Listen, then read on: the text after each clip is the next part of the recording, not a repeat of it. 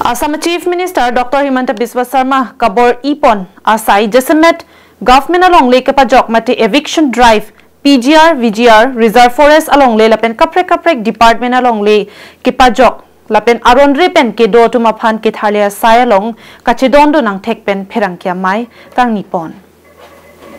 pherangkia mai along All Assam Karbi Youth Association pen lamthe ke pachini ke Assam Chief Minister Dr. Himanta Biswa Sarma pen kedeng pon asai mate aronre pen government along le PGR VGR reserve forest along ke dobor iya to maphan ke thalia sai along chidondun lopusi ningje lapen aronre pen ke do ke thak atuma phan ke tharle pon laki kimisen asailo athe government along le lapen khai so tuma phan ke panong pialong le along lapuson angtan pen kewang kebe kiche akhai atum kacherai thip laki kimisen angthekali lasi Assam Chief Minister Dr. Himanta Biswa Sarma pen lapuson asai ki claim ke damalong All Assam Karbi Youth Association asong pen chikroidun pame lapen kachirap cheto dunji aphantame kengkam chejordun jiputa ningje pon Karbi Youth Association of Palopora ami Assam মুখ্যমন্ত্ৰীক বিনম্ৰভাৱে অনুৰোধ জনাও যে এই উচ্ছেদ চলি থাকিব যেতিয়ালৈকে আমাৰ পিজিআই বা আমাৰ যিবোৰ ৰিজাৰ্ভ আছে যিবোৰ আমাৰ জলাশয় আছে সেইবোৰ আমাক সুৰক্ষিত লাগে কাৰণ যিবোৰ আমাক আগ্ৰাসনে আগৰি ধৰিছে কিন্তু হিমন্ত বিশ্ব শৰ্মাক আমি বিনম্ৰভাৱে অনুৰোধ জনাও যে আপুনি যিমান পায় কিমান উচ্ছেদ কৰক যেহেতুকে আমাৰ যি অৱস্থা হৈছে বিশেষকৈ আমাৰ মধ্য অসমতো বহুত বেয়াকৈ আগ্ৰাসন হৈছে গোটে ট্ৰাইবেল ব্লকবিলাকত গোটেই তেওঁলোকে আহি ইয়াত ভূমি দখল কৰি ইয়াত চলি আছে সেইটো কেনেকৈ হ'ব পালে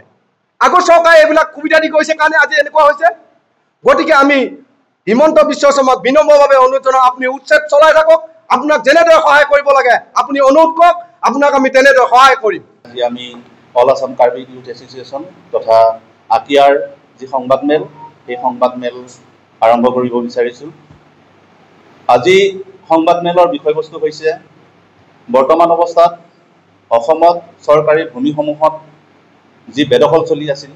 এই বেদখলসমূহক বেদখলমুক্ত কৰিবৰ কাৰণে অসম চৰকাৰ তথা অসম চৰকাৰৰ নেতৃত্বত ডক্টৰ হিমন্ত বিশ্ব শৰ্মাৰ নেতৃত্বত যি পদক্ষেপ গ্ৰহণ কৰা হৈছে এই পদক্ষেপক আমি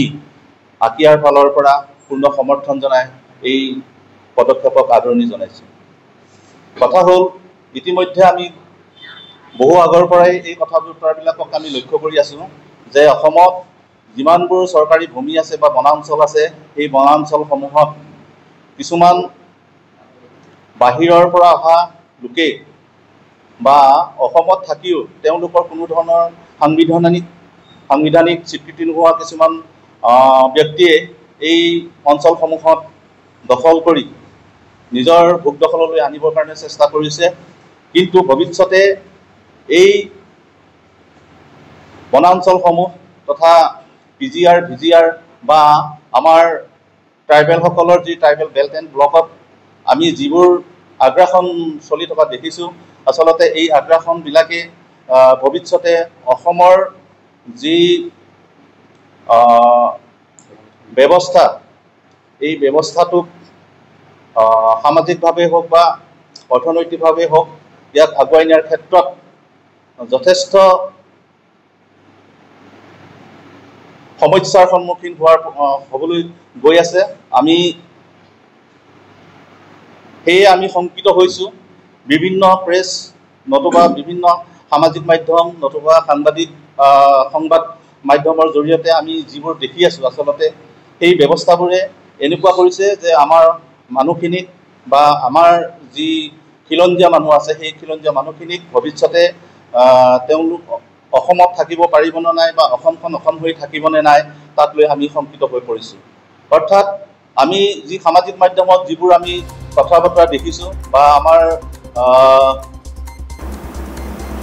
news report Karbi Anglong live